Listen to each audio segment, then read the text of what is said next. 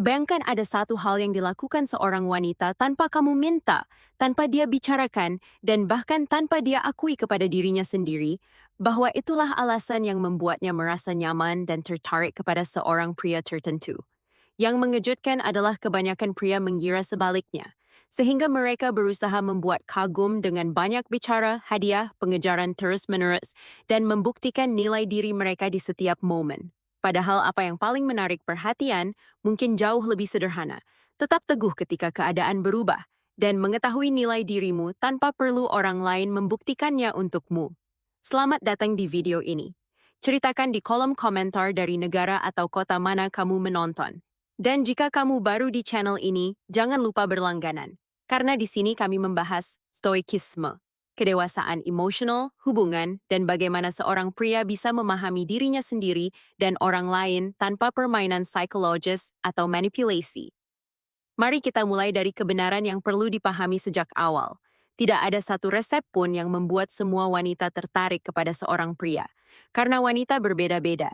Namun ada sifat-sifat manusiawi umum yang membuat interaksi dengan seorang pria terasa lebih nyaman, penuh kepercayaan, dan penuh rasa hormat. Yang terpenting di antaranya adalah keseimbangan batin.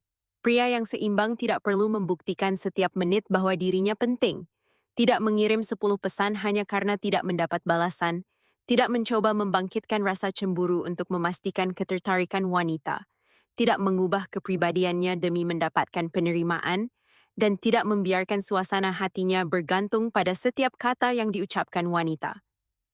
Disinilah dimulai sebuah gagasan yang tampak sederhana namun sangat dalam. Apa yang paling menarik dari seorang pria tidak selalu apa yang dia lakukan ketika segalanya berjalan sesuai keinginannya, melainkan cara dia bertindak ketika segalanya tidak berjalan sesuai keinginannya. Ketika wanita tidak membalas segera, apakah dia hancur? Ketika wanita berbeda pendapat, apakah dia marah? Ketika wanita menolak suatu permintaan, apakah dia menganggapnya penghinaan? Atau mampukah dia menghadapi situasi dengan tenang sambil tetap menjaga rasa hormat kepada wanita itu dan kepada dirinya sendiri di saat yang bersamaan? Stoikisme itu tidak mengajarkan pria cara membuat wanita mengejarnya, melainkan mengajarkan sesuatu yang lebih dalam. Bagaimana berhenti mengejar perasaan yang dia butuhkan dari orang lain agar merasa berharga. Ada pria yang memperlakukan wanita seolah-olah dia adalah ujian yang harus dia lulus. Dan ada pria yang memperlakukannya sebagai manusia yang mandiri, dan dia tahu bahwa dia bisa mencintai dan menghormatinya tanpa kehilangan dirinya sendiri di dalam hubungan itu. Yang pertama, hidup di bawah tekanan terus-menerus. Sementara yang kedua, hidup dengan kebebasan yang lebih besar. Bayangkan seorang pria yang terpesona oleh seorang wanita. Pada awalnya segalanya indah, dia ingin berbicara dengannya sepanjang waktu, menunggu pesannya, memperhatikan detail-detailnya. Namun setelah beberapa waktu, rasa takut mulai masuk. Bagaimana jika dia berubah? Bagaimana jika dia tidak lagi tertarik? Bagaimana jika dia menemukan seseorang yang lebih baik? Dari sinilah perhatian berubah menjadi pengawasan, cinta berubah menjadi kecemasan, dan hubungan berubah menjadi upaya terus-menerus untuk mendapatkan ketenangan.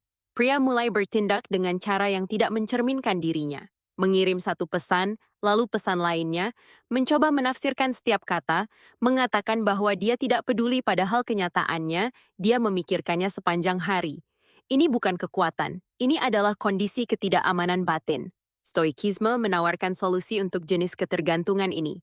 Isa berkata kepadamu, perhatikan perbedaan antara apa yang bisa kamu kendalikan dan apa yang tidak. Kamu bisa mengendalikan pesanmu, tapi tidak bisa mengendalikan kecepatan balasannya. Kamu bisa jujur dalam perasaanmu, tapi tidak bisa memaksa seseorang merasakan hal yang sama. Kamu bisa memberikan rasa hormat, tapi tidak bisa memaksa pihak lain memberikannya. Dan kebenaran ini justru memberikan ketenangan, karena kamu berhenti berusaha mengendalikan sesuatu yang memang bukan milikmu. Disinilah muncul sifat yang sangat penting, kemandirian emosional. Kemandirian emosional bukan berarti kamu tidak punya perasaan atau berpura-pura tidak butuh cinta. Manusia membutuhkan hubungan, kasih sayang, dan kedekatan. Namun perbedaannya adalah tidak menjadikan satu orang bertanggung jawab atas seluruh stabilitas psikologismu. Kamu bisa berkata, aku suka kehadiranmu dalam hidupku, tapi tidak perlu berkata, jika kamu pergi, hidupku berakhir. Kalimat pertama adalah cinta. sedangkan yang kedua adalah ketakutan akan kehilangan. Dan wanita pada umumnya bisa merasakan perbedaan ini dalam cara pria memperlakukannya, bahkan tanpa hal itu diucapkan secara langsung. Pria yang bertindak dari rasa takut menjadi sangat sensitif dan membaca segala sesuatu sebagai tanda. Sedangkan pria yang mengenal dirinya sendiri mampu memberikan ruang bagi hubungan untuk bernapas. Ini tidak berarti mengabaikan masalah, sebaliknya. Jika kamu melihat perubahan nyata, maka bicaralah. Jika ada kesalahpahaman, maka jelaskan. Jika kamu merasa diabaikan, maka ungkapkan dengan tenang. Tapi jangan biarkan imajinasi mendahului kenyataan. Ada perbedaan antara mengatakan, aku merasakan ada perubahan dan ingin memahaminya. Dengan mengatakan, kamu tidak lagi mencintaiku dan pasti menginginkan orang lain. Yang pertama adalah undangan untuk berdialog, yang kedua adalah tuduhan yang dibangun di atas asumsi. Disinilah muncul salah satu sifat yang paling membuat pria berbeda. Kemampuannya untuk mendengarkan. Banyak pria ketika dihadapkan dengan masalah dalam hubungan ingin menjelaskan, membela diri, dan membuktikan bahwa mereka tidak bermaksud menyakiti. Tapi terkadang wanita tidak butuh pengacara yang membela pria, dia butuh seseorang yang mendengarkannya. Ketika dia berkata, tindakan itu membuatku merasa diabaikan, dia mungkin hanya menggambarkan perasaannya. Dan pria yang matang tidak langsung berlari ke pembelaan diri, dia mampu berkata, aku mengerti kamu merasakan hal itu dan aku akan memikirkannya. Kalimat ini bukan berarti kamu mengakui salah dalam segala hal, melainkan berarti kamu menghormati perasaan pihak lain cukup untuk mendengarkannya. Stoikisme tidak membuatmu kurang emosional, melainkan membuatmu lebih mampu menangani emosi tanpa tenggelam di dalamnya. Kamu bisa mendengar kemarahan tanpa menjadi marah, mendengar kritik tanpa hancur, mengakui kesalahanmu tanpa menganggap pengakuan itu sebagai kekalahan. Kekuatan yang tenang ini memiliki dampak besar dalam hubungan, karena orang merasa lebih aman dengan seseorang yang tidak meledak saat ada perbedaan pendapat. Namun keteguhan bukan berarti selalu tenang dengan cara yang dibuat-buat. Kamu adalah manusia, kamu akan marah, bersedih, merasa cemburu dan takut. Stoikisme tidak memintamu membunuh perasaan-perasaan ini, melainkan belajar agar tidak membiarkannya memimpinmu secara otomatis. Kamu bisa merasa cemburu lalu bertanya pada dirimu sendiri, apakah ada bukti nyata tentang apa yang aku takutkan, atau aku hanya takut kehilangan orang yang aku cintai? Pertanyaan ini saja bisa mengubah reaksimu sepenuhnya. Karena kecemburuan terkadang bukan bukti cinta, melainkan bukti ketakutan. Takut dibandingkan, takut digantikan, takut merasa tidak cukup. Pria yang mengetahui nilai dirinya tidak perlu menjadi lebih baik dari setiap pria di dunia. Dia tahu bahwa kecocokan lebih penting dari persaingan. Jika seorang wanita memilih orang lain, itu tidak berarti orang itu lebih baik darimu dalam segala hal, mungkin hanya berarti dia cocok dengannya dengan cara yang berbeda. Ini pelajaran yang berat, tapi membebaskan. Karena ketika kamu berhenti membandingkan dirimu dengan orang lain, kamu bisa mulai membangun dirimu untuk dirimu sendiri. Belajar karena kamu ingin belajar. Bekerja karena kamu ingin membangun kehidupan yang baik. Merawat dirimu karena kamu menghormati dirimu sendiri. Bukan karena kamu ingin membuat seseorang menyesal telah menolakmu. Orang yang membangun dirinya untuk membuktikan sesuatu kepada orang lain akan selalu membutuhkan pengakuan mereka. Sedangkan orang yang membangun dirinya demi nilai sejati mampu terus maju, bahkan ketika tidak ada yang bertepuk tangan. Ketika kamu memasuki hubungan sementara kamu memiliki hidupmu sendiri, kamu menjadi lebih mampu mencintai.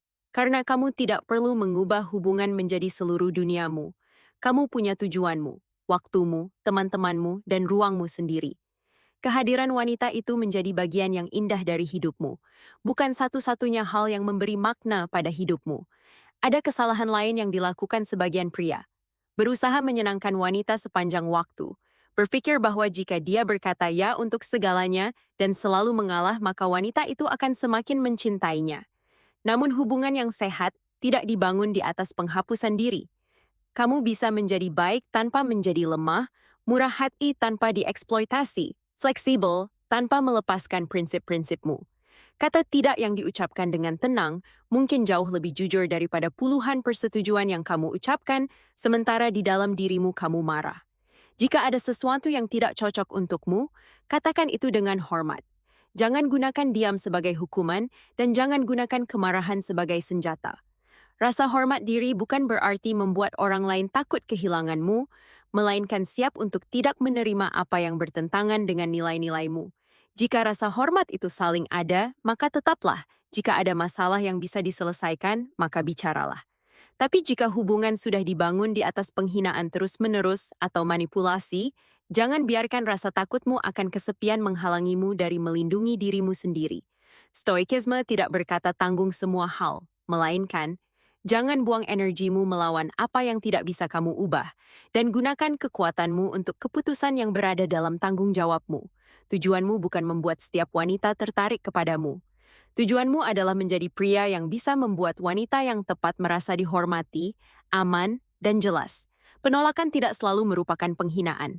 Terkadang itu hanyalah ketidakcocokan. Dan ketika kamu memahami ini, penolakan menjadi kurang menakutkan. Kamu bisa berkata, tidak ada kecocokan, lalu melanjutkan hidup. Jenis ketenangan ini bukan berarti kamu tidak terluka, melainkan berarti kamu tidak membiarkan rasa sakit itu mengendalikan hidupmu. Disinilah dimulai apa yang dicari banyak pria tanpa mereka tahu namanya, daya tarik yang lahir dari kehadiran. Pria yang hadir tidak hidup di masa lalu saat berbicara dengan seorang wanita, dan tidak hidup di masa depan sambil bertanya-tanya apakah dia akan tetap tinggal. Dia ada di momen ini, mendengarkan, berbicara dengan jelas, tersenyum ketika merasa bahagia, diam ketika tidak perlu berbicara. Dia tidak berusaha memainkan peran pria sempurna, karena berpura-pura itu melelahkan dan hubungan jangka panjang membutuhkan manusia nyata bukan karakter yang dibuat-buat. Pria yang seimbang tidak hanya berbicara tentang stoikisme, dia menjalaninya. Dia tidak berkata, aku tenang, melainkan bertindak dengan tenang. Dia tidak berkata, aku tidak takut kehilangan, melainkan tidak hancur ketika menghadapi kemungkinan kehilangan. Dia tidak berkata, aku tahu nilai diriku, melainkan berhenti meminta verifikasi nilai dirinya setiap saat.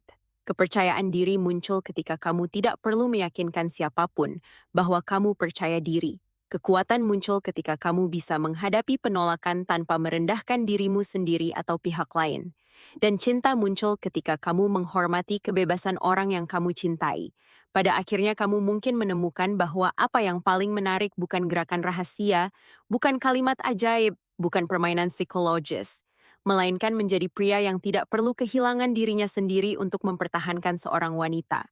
Pria yang tahu cara mencintai, cara mendengarkan, cara berbeda pendapat, cara meminta maaf, cara menetapkan batasan, dan cara menerima kenyataan ketika dia tidak bisa mengubahnya.